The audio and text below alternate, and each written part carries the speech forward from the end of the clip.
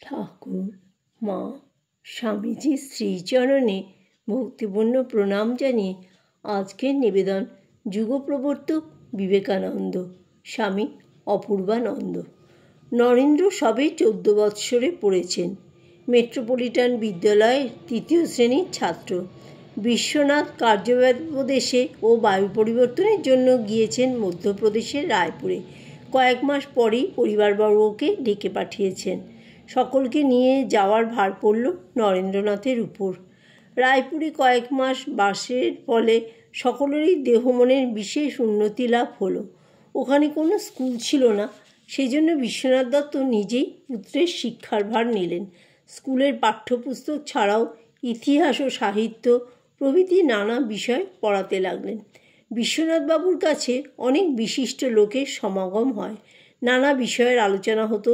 নরেন্দ্র ওইসব আলোচনায় যোগদান করে নিজের স্বাধীন মতামত প্রকাশের সুযোগ পেতেন।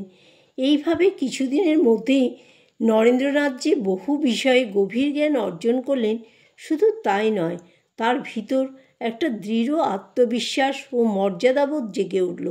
তিনি বিভিন্ন বিষয়ে প্রসিদ্ধ লেখকদের বহু গ্রন্থ পড়ে তাদের চিন্তার সঙ্গে পরিচিত হলেন।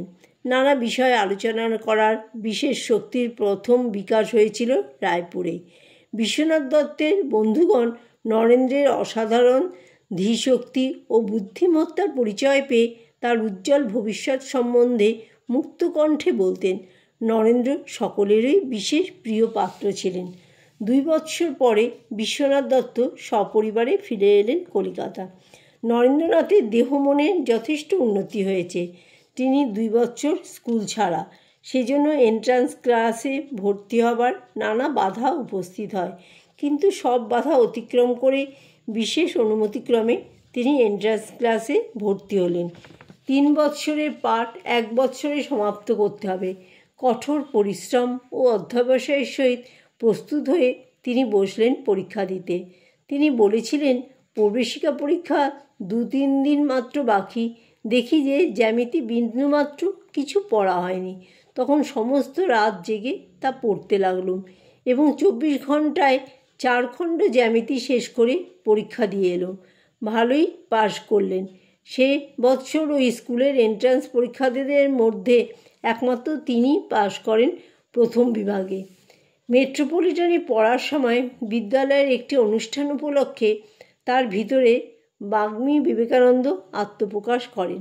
স্কুলের পারিতোষিক বিতরণ ও জনৈক প্রবীণ শিক্ষকের বিদায় সভা পৌরোহিত্য করেছিলেন বাল্মীপ্রবর সুরেন্দ্রনাথ বন্দ্যোপাধ্যায়। তার সামনে দাঁড়িয়ে বক্তৃতা দেবার সাহস কারোরই হলো না। সকলের বিশেষ অনুরোধে অগত্যা নরেন্দ্রনাথ কিছু বলার জন্য দাঁড়ালেন। বিশুদ্ধ ইংরেজিতে 1/2 ঘণ্টা মনোজ্ঞ বক্তৃতা দিয়ে যখন তিনি বসলেন, তখন চারিদিক থেকেই উচ্চ প্রশংসাধ্বনি উত্থিত হলো।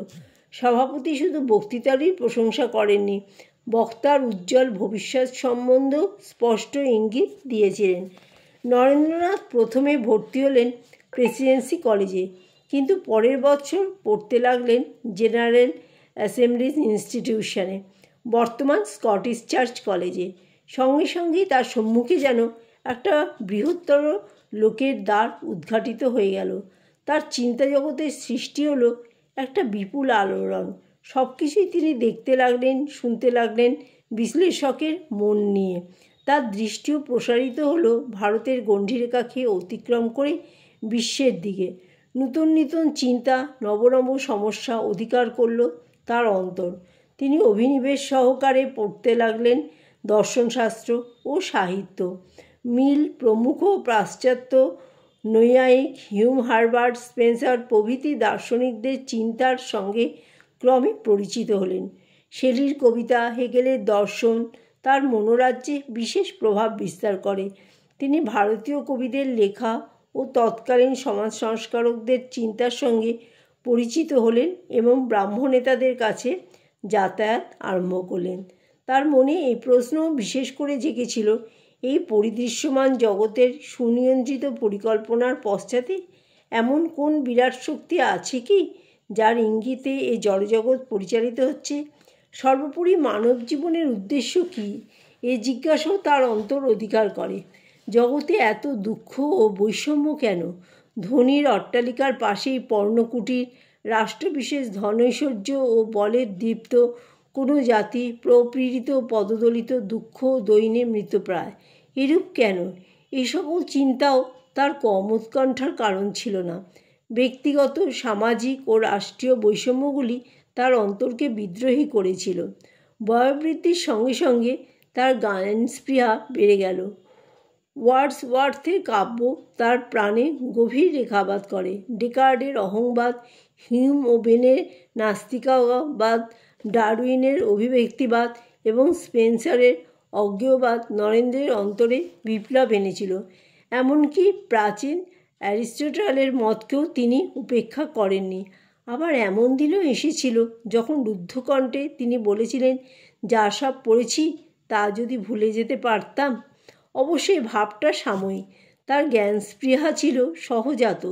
তার জন্মগত সংস্কার ও ধর্মবিশ্বাস, জাগতিক বিভিন্ন সমস্যাগুলি তার অন্তরকে মথিত করে সৃষ্টি করেছিল তুমুল ঝড় ও সংঘর্ষ। এগুলির সমাধান খুঁজবার জন্য তিনি বিশেষ অশান্ত হয়ে পড়লেন। পাশ্চাত্য দর্শনের দ্বারা যদিও বিশেষভাবে প্রভাবান্বিত, কিন্তু প্রাচ্য ও প্রতীচ্য দর্শন তুলনামূলকভাবে অধ্যয়ন করে তিনি বলেছিলেন, হিন্দু দর্শন প্রাগৈতিহাসিক যুগ হতে যে পরম সত্যকে উপলব্ধি করে স্থির সিদ্ধান্তে উপনীত হয়েছে, পাশ্চাত্য দার্শনিকগণ সেই সত্যেরই একটু ক্ষীণ আভাস মাত্র পেয়েছেন, পূর্ণ সত্য জীবনে উপলব্ধ করতে পারেননি। জয় ঠাকুর, জয় মা, জয় স্বামীজি।